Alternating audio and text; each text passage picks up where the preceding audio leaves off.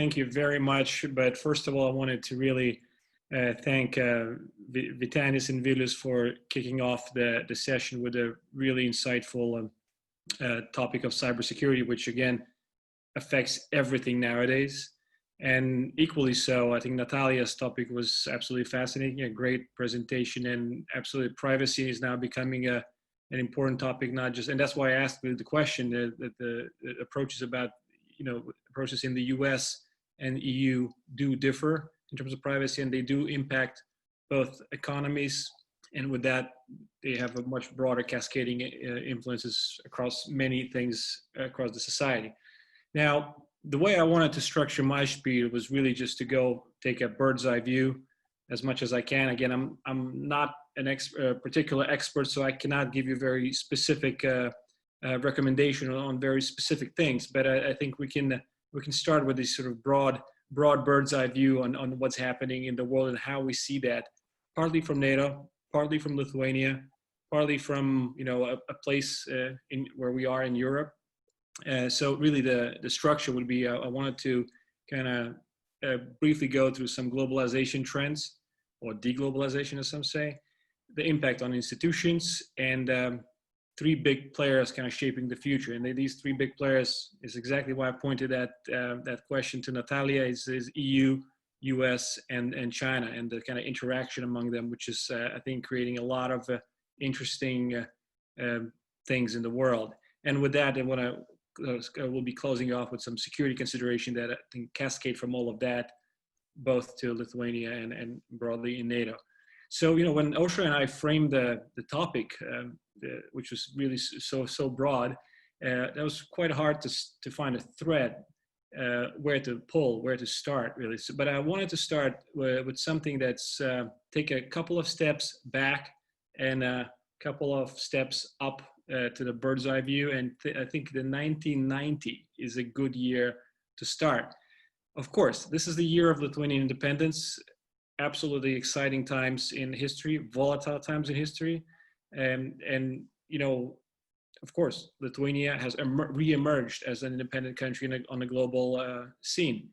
But another thing why it's important, I think, just looking at some names in this call, I think 1990 really meant that, the opening of Lithuania to the world meant a lot of opportunities for a lot of people here on this call, a lot of Lithuanians broadly, but I think specifically on this call, I think we benefited tremendously from that. And it's not just Lithuanian independence, it was key aspect, but also the globalization trends that it's a sort of the globalization process that we've entered as an independent country really helped us.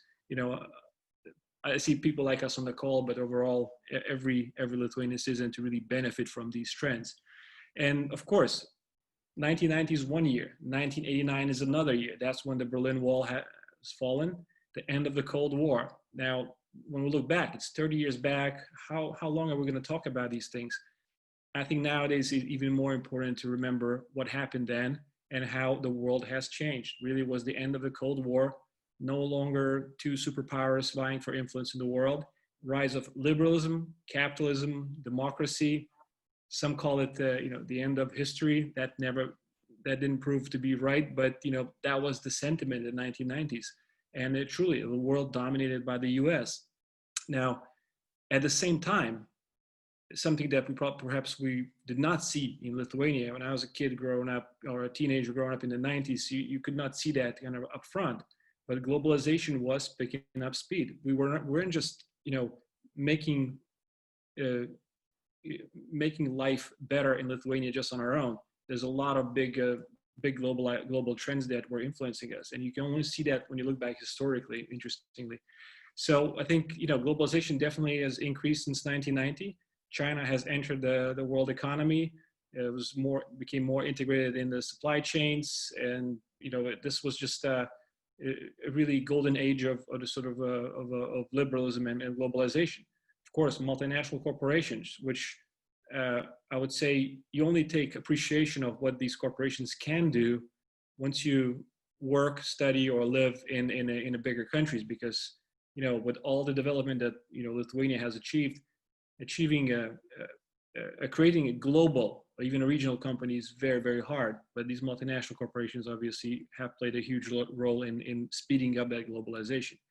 Of course, that many things happen, but of course, the kind of big step in a globalization, or a step back in the globalization, was the global financial crisis, which hit in 2008, 2009.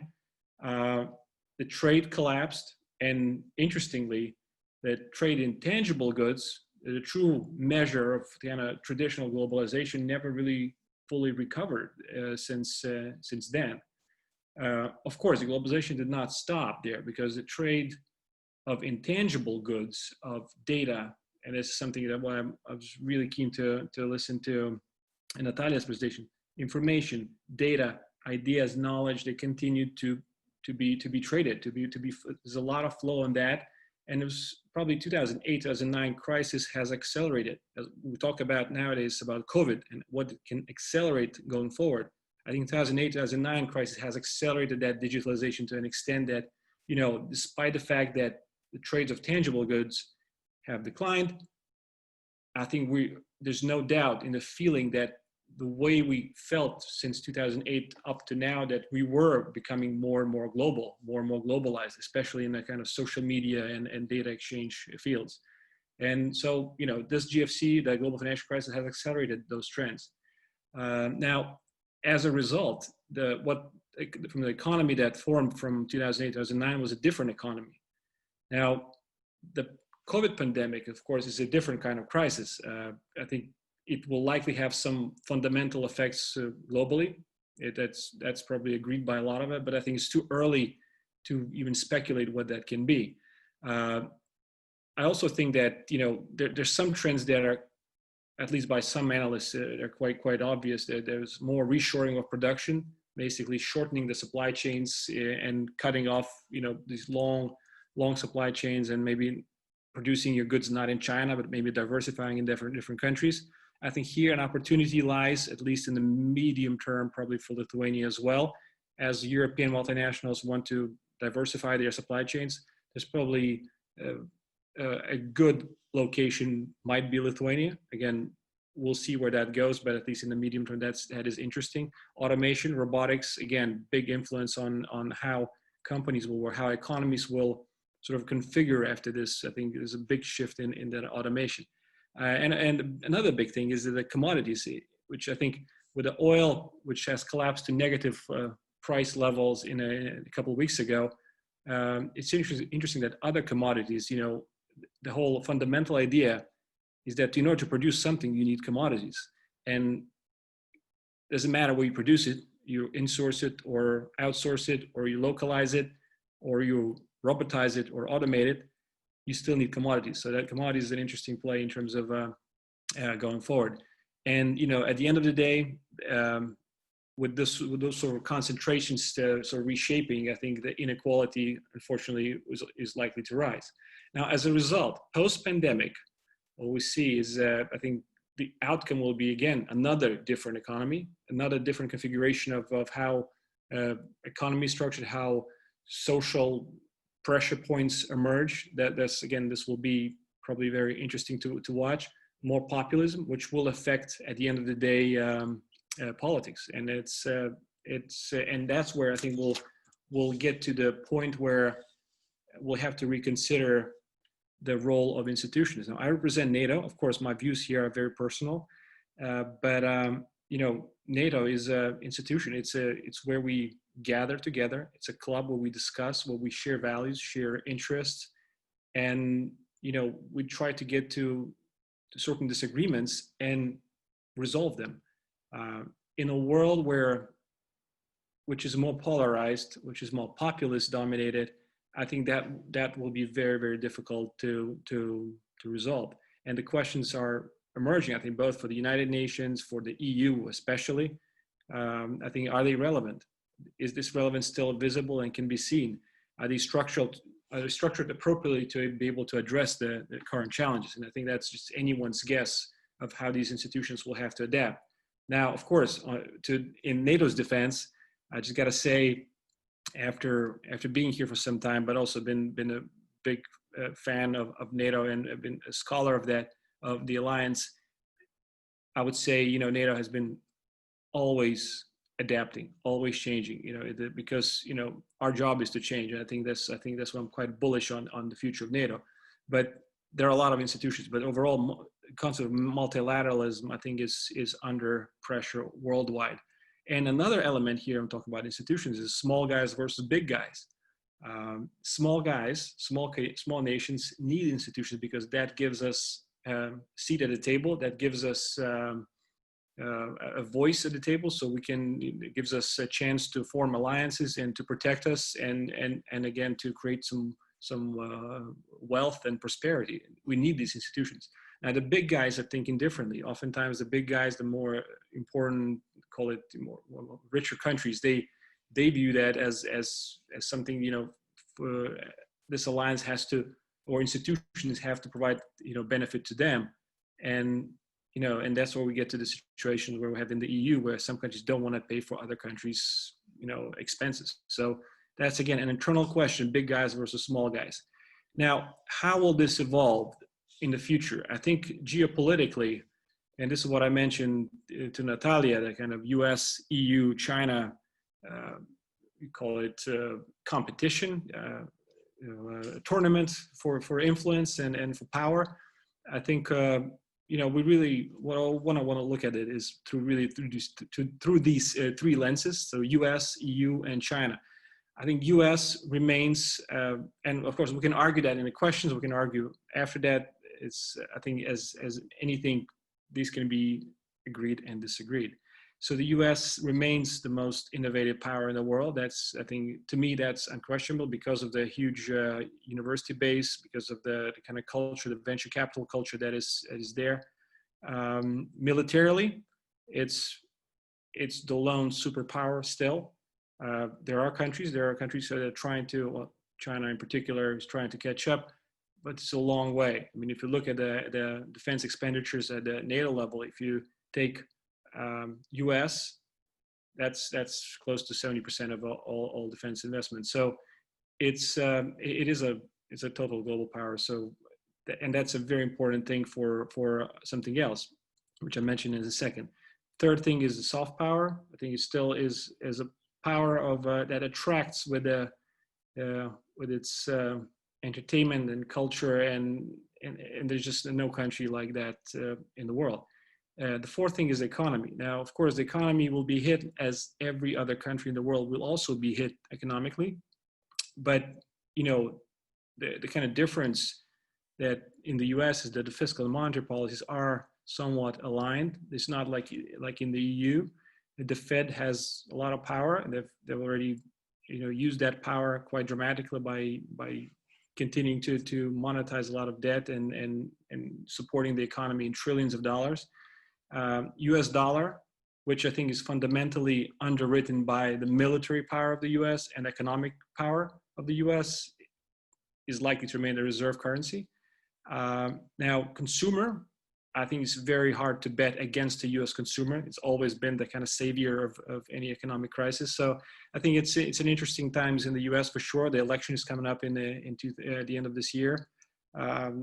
A lot of things can change, but it's quite a dynamic country that probably the prospects are very good. It's a large internal market as well. Now with the EU, I think we see a lot more uncertainty. Of course, NATO is working very, very closely with the EU because we are both organizations are Brussels based, and there's a lot of overlapping interests. But I think there's several aspects within the EU umbrella of issues. Is first of all is the mutualization of debt is just not happening. And without mutualization of debt, which is basically that issuing bonds or some sort of debt security and taking responsibility for all of that Europe-wise mutually, if that's not working, it's very hard to get any consensus on this. So it's as I think even our president, former President Grybauskaitė today came out saying that Europe is likely to fall apart if we're unable to mutualize debt. Very, very good point. Euro, again, the monetary and fiscal policies are not aligned. Their monetary policy is governed by the ECB. the fiscal policies are national prerogatives, and that just doesn't work. The euro is fundamentally flawed. It's been an argument for 20 years. We've been kicking the can down the road, but there might be a time where we have to reconsider where the euro is. The third element, and this is something quite recent, when the German Constitutional Court is ruling that basically, let me just quote that. So basically, the German Constitutional Court ruled that that ECB's, European Central Bank's, quantitative easing program was illegal, and the European Court of Justice's decision to empower ECB to run this program was also illegal. Now, this sounds like a very technical legal finding, but at the end of the day, what that means, it opens the Pandora's box that European countries can now challenge European law. And we could see that one of the first ones who might do that actually could be the big, not the big, but kind of the guys who've been trumping over sort of democratic principles for the time being: Hungary, Poland, maybe some others. And and the question can be raised, whether that's the beginning of the end. It's not the beginning; it's a continuation of the end, because the beginning of the end might have been with Brexit or so. So it's a lot of uncertainty, a lot of unknowns about the European Union. I think I'm not very, as you can see from my tone, I'm not too bullish about it. But of course, we don't know what the future holds, and Europe has been able to pull together through a lot of crises. So this can might as well work out to be something appropriate. But we will see. Now, and the third country is of course China. A rising power with a huge internal market with $1.5 billion people. It's an incredible power we will have to deal with it. And I think another question is how China will deal with the U.S. or how the U.S. will deal with China as some say the Cold War II emerges in terms of in terms of technology battles, in terms of how China invests in the world and how China invests in its military. Disinformation, which has been huge. Their kind of approach to soft power was through disinformation and through some sort of actions in Africa and Europe. Again, we will see how that plays out. But with the President Trump in power, with certain populist elements in Europe, it's very likely that those supply chains that fed Chinese sort of manufacturing power will be shortened, will be cut off from China. Now, of course, China has a lot of leverage in terms of with their own internal market. They can just they can start producing for internal market, but this will be a different kind of economy, probably less prosperous with less growth. And given that there's also a huge, I would say, debt bubble where municipalities and state governments and central governments have borrowed massively, as well as the private sector and corporations borrowed massively to fund the expansion in the past years. That's just a lot of questions. So this is we are where we are, and it's hard to predict the future. I think it's impossible to predict the future. But I wanted to kind of finish off with my quick list of security considerations that I think come that cascade from all these sort of big trends, and I think they are important for Lithuania. First of all, and I keep on saying to my guys here at NATO, and I keep on telling my kids, it's in a certain world, we just don't know the future. And I think this is something we have to admit, because that will have implications on decision making. Just admitting the fact that we don't know the future, that we have no idea how it's going to be tomorrow, actually can have implications how we make decisions. And we may shift towards a better, quicker, more agile systems if we understand that tomorrow is just unknown. So it's an important conceptual thing that I think we're trying to implement also at NATO. But I think it's important for any corporation, any small or large team. The second thing is that we are finding ourselves now in a global power competition. It's no longer the Cold War, which was essentially two superpowers vying for power and for influence. It's no longer the hegemonic 1990s, where we had U.S. as a as a sole superpower. It's no longer 2000s, where you had, true multiplayer environment in global politics. This is power competition and a true emerging market through two big markets that will vie for influence and power is the US, China, maybe Europe, but we'll see. Three, in such a world where these giants are wrestling, small guys can easily get forgotten. And I think that should be, anytime these sort of dislocations are happening in the global scene, we know certain players, certain adversaries like President Putin, like Russians, they've played this card before. They know how this game is played. And I think whenever these huge tectonic shifts take place, it's very likely that we can get hit.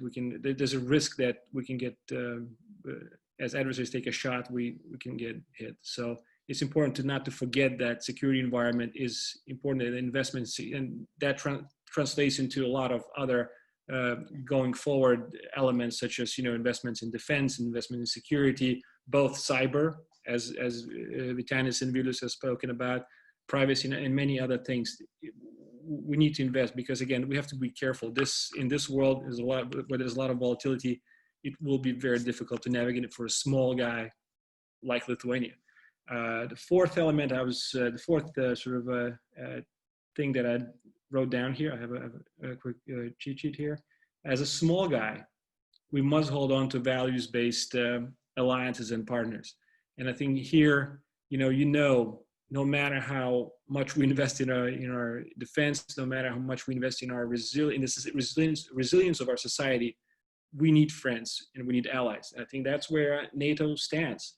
Not just NATO, also bilateral relationships with the United States, with Poland, with our Baltic friends, with the Scandinavians. It's important to invest in these bilateral relationships because, when this hits, you want to have some values-based friends, not just transactional friends. That's an important difference. Now, fifth is if the world splits into two, and that's a theory, by the way, that we might have a split in the world where one side of the world aligns with the United States with sort of democratic governments, the other aligns with kind of a Chinese-dominated, predominantly influenced world. Again, we must know where we stand. And to me, that's a no-brainer. I know where we stand. We're part of NATO, we're part of the EU, but we know that there are operations both by the Chinese government, by their state-owned companies that are trying to, build that soft influence across the Central and Eastern Europe. And that's where I think it's important to really stand with your values and know that we stand on which side we stand. And this specifically, for example, translates into such things as investments. Now we want a new port. We want a deep water port. Now, I don't know the latest debate on that. Maybe some guys here on the call can chip in. Now, what does that mean, a new port? It's 60 million in EBITDA. That means you can borrow, 300 million to build that port? No, 5 times EBITDA to 300 million to borrow. You need another billion or so of equity. No banks probably will fund that, except maybe the Chinese. And that's where that influence, can really roll into our national interest as these projects can, go forward. But that's just a very rough example, of course. Number 6. We have to watch the non-kinetic space, and that's exactly where Vytenis and Vilius were talking about. That's where the action is happening now. Cyber, but also disinformation space, overall kind of called hybrid. I don't like that word hybrid, but I think it's this kind of arena where the struggle for influence is taking place at the moment. But of course, we cannot forget that kinetic. We need to look at a kinetic as well, because non-kinetic is non-kinetic before it becomes kinetic, and I think it's they all are connected. And at the end of the day, we don't want kinetic actions or against Lithuania by the Russians. So, and the seventh one, the last one, is accelerating trends mean we must speed up investments in high technology. I think that's again a to me that's a no-brainer. This crisis offers more opportunities to invest at every level. Now, this does not mean we need to hand out money to people to consume. We need that to an extent. Certain people need to have that, but it's about, you know, if we increase debt, if we borrow more, every additional dollar, every additional euro of debt decreases the productivity of that euro. So less and less productivity we're going to get from that, in those investments. But we have to, I think, invest in those technologies because that's where the future lies. And to be honest, I think when I was talking about that, you know, maybe when supply chains are reshuffling and we might get some, you know, manufacturing capabilities here into Lithuania, you know, that's a short-term to medium-term benefit. But the true benefits are if we can develop expertise and knowledge in Lithuanian, you know, in Lithuania's knowledge intensive, you know, economy. This is what we need to produce, and I think we can only compete with people. We don't have too many resources. So, you know, these are the kind of security considerations that I think spring from what's happening in the world, broadly speaking. But let me just end here, and, you know, I'm happy to take any questions or disagree or agree or have a sip of water. Thank you, Giedrimas, very much, and I'm sure we will have a lot of questions, and that was a very interesting talk and very interesting insights. Do you think that the situation can change depending on the election results in the United States? I mean, there's bipolarization between China and US, because currently it seems like Republicans' agenda is basically attacking China. And well, I think first of all, I think it doesn't matter who gets elected to the office. You know, this sort of split with China, it's not just Republican, it's not just Trumpian rhetoric, it's not those actions where we're not. It's a continuation of a long-term trend. Now, I was on this conference recently, and the question was asked: who would the Chinese prefer to be the next president of the United States? Would they prefer Trump to stay, or would they go with Biden? And interestingly, the answer followed that, you know, they actually wouldn't mind Trump. And why? Because Biden would actually turn. Well, they're thinking, of course, it's all hypotheses. That Biden would turn to more multilateralism. He would actually involve a lot more European and other partners, really countries that share democratic values with the US, and you would see maybe a return to some sort of a stronger multilateralism, which again, you could create a stronger coalition against the Chinese. So the Chinese would prefer Biden, and it's not a very, you know, it's not a very straightforward thing when you kind of try to think of the cusp. But yeah, I think that the election will be interesting, and we just don't know, and we don't know what Trump will do when he gets reelected. If he gets reelected, I think it's probably the administration might change quite a bit, as they normally do, even in the intra-election years. So, yeah, interesting times. yes, indeed. And we have, as I was saying before, we have Eglė Murauskaitė in our audience, who is the senior researcher. And actually, yeah, I would like to hear Eglė's point of view and maybe questions on what's being said. So thanks, Giedrimas. I was looking forward to picking your brains about some of these things, and you've touched on so many. And I can see from the questions that the others are asking in the text that a lot of us are thinking in very similar veins. So since Aušra has given me the unprecedented privilege of asking some more questions, may I sort of try to focus them in three main areas. and sort of, if you can confirm or deny whatever the speculation is that we have, you're closer to the source, and I think it would be of great interest and insight to all of us. So area number one, NATO's sort of profile, mission, Vytenis I see is hinting at it as well. But yeah, I've been hearing a lot about, on the one hand, the member state military experts and establishments increasing reluctance to commit to out-of-area military missions, and it seems like some countries are pulling out from their bases.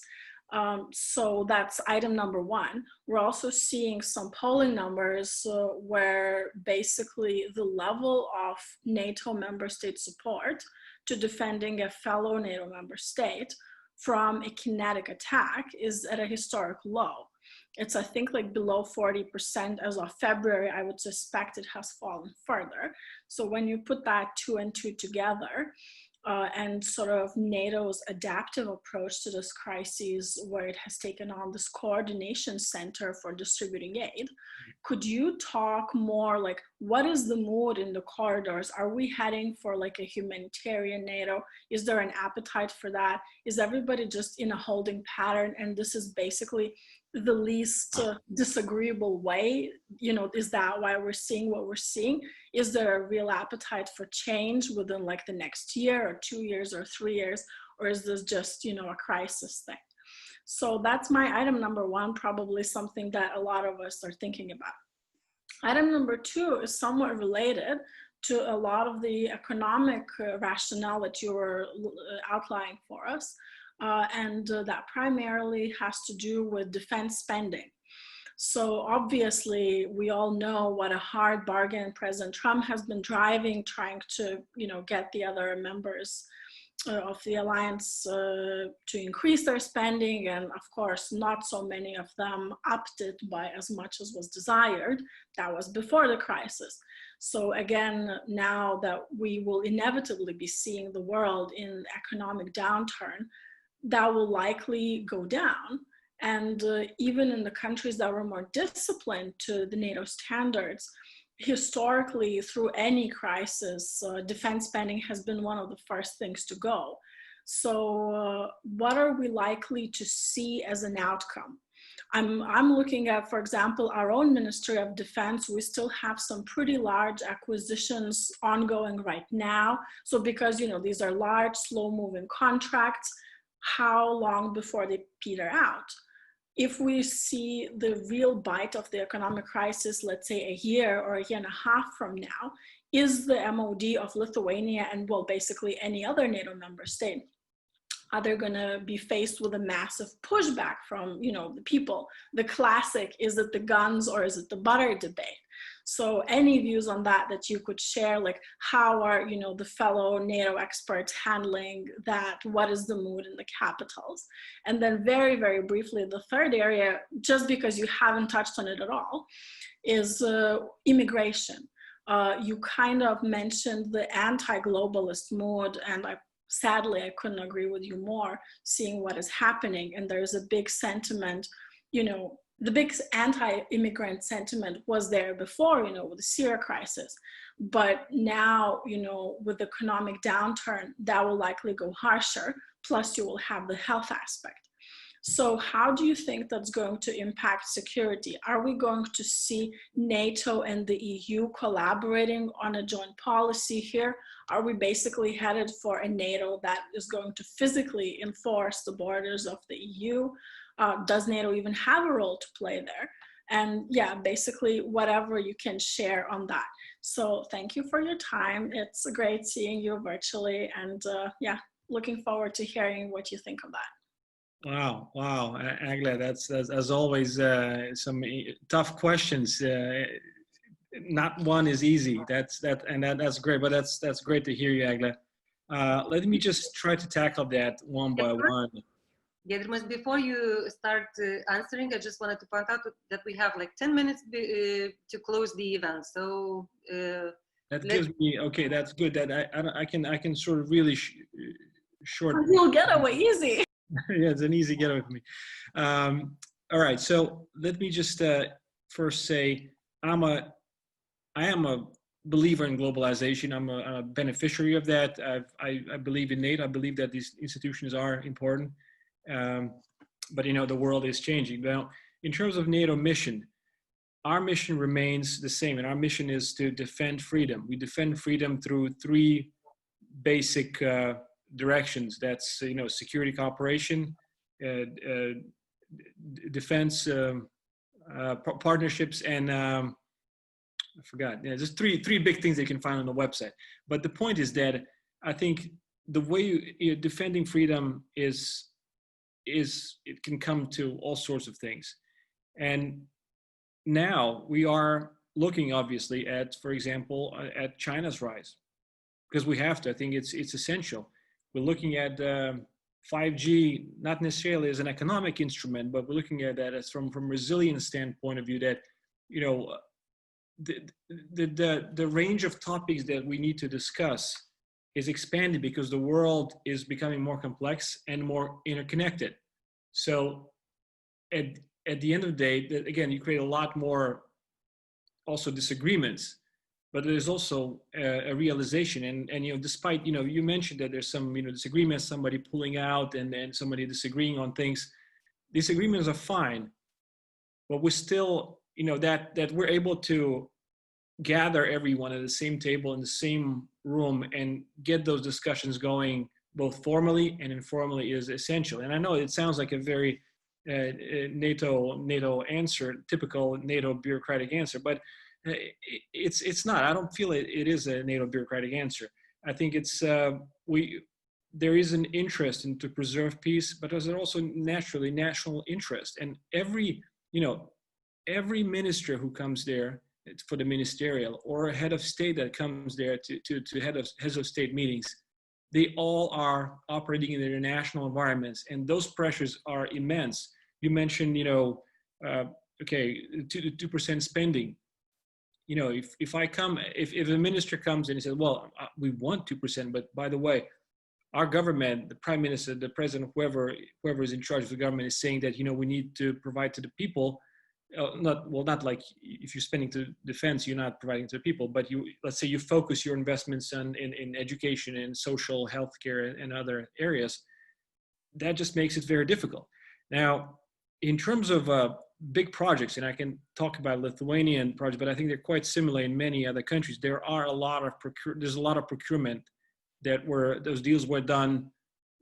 I happened to sign a couple of them before leaving, but those are important deals. These assets, the capabilities are critically important to develop, because as I said in my presentation, I think in this time in particular, in this times of volatility, I think we can expect bad things happen, and I think it's important not to lose that momentum, because if we lose that momentum, we're taking not just a momentum time back, we're taking several years back, which we don't want to get to. In terms of poll numbers, I'm not sure if those, there's various polls. Polls are for pollsters. Of course, they can show something, but I think again, as I've received this question before, and I would say we don't work for poll numbers. We really want to make sure that we have that capability and able to defend that, to accomplish our mission in an appropriate way.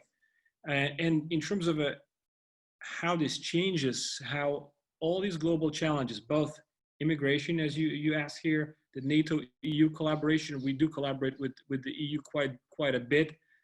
But you also got to understand, I think, that the EU part of defense spending within NATO, after the Britain has left, is quite minuscule. And that's just for perspective. When you look at the US, Canada, Norway, and UK, that's a lot of money there. And everybody else is a relatively small amount when you think about this. So that gives you the perspective of the scale of the interest in defense and security matters. Another thing, the military mobility, which is a big element in EU's approach to security, it's gone missing during this multi-annual financial framework negotiations that are still ongoing, by the way. So the EU's role within defense and security is completely unclear. Of course, we're going to continue working with them on cyber, disinformation, other kind of softer things, but this is, again, is a moving field. And finally, I just want to say that, NATO is constantly adapting, and at the moment, the process is that we've launched, or Secretary General has launched the so-called reflection process, where we have, our good friend Wes Mitchell is leading this. There's some other, senior policy, not policymakers, I would say more scholars and former policymakers who are on that team. And, like we'll have to get to the new level, new strategic concept perhaps, but we need some new out-of-box thinking. And everybody's struggling, I think. I'm not saying NATO is struggling, but so this is not a very coherent answer maybe to Agda's question, but there were a lot of questions, so it is an excuse. Thank you. Thank you, Giedrimas. They were actually very difficult questions, but I have promised one man here in the audience who is Rimvydas Baltaduonis, running to answer his questions before we finish this conversation. A question from Rimvydas, and he's a real advocate for e-voting and in general for elections, like I'm stuck with the words now, but anyway, a question to Giedrimas about elections. How come democratic world is completely unprepared to carry out democratic elections in a pandemic hit world? Pandemic are not new phenomena. It's not like an alien attack. Is Europe really going to stick to pen and paper elections in this digital world because we are afraid of IT security threats, and in the meantime will ignore health threats to voters and so on, even risking not electing governments such as scheduled, for example, Poland? Yeah, well, this is again another excellent question, and I think, I think we've been waiting for some new generation to come to power, so they're more technologically savvy. They can do these, big projects, and so far I agree, we have failed to really make the digitalization aspect of election happen. My understanding that big concerns are not just security, but really essentially basically you can actually find out who voted for whom, which is sort of privacy concern, which goes, so almost I want to throw this out to Natalia. I'm not going to do this, but I think it's a privacy question as well. Obviously, Europe, we cannot, when you say, is Europe going to go with these pen and paper election? Europe is not homogeneous. We have a lot of different countries at different stages of digitalization. I think, I've always looked at Estonia as for their kind of e-services, we'll call it. It does take a push, and maybe this pandemic, although I agree with you, it's not been unexpected. It's not an alien attack. We could have predicted. People have predicted. Bill Gates has predicted that, 4 years ago or so, in a TED speech. So everybody has seen this. So it's not unpredictable. But I think these crises offer opportunities, and I think that's what we talk about investments. These investments have to go into sort of digital world rather than roads and repainting of schools and other things. It's really creating a new economy, and e-voting maybe then will become a part of that e-life that we'll have in the future. But that's based on priorities. How we need to prioritize very clearly that where we need to invest the money, and then we just go with that. But yeah, it's a great question, but no easy answers here.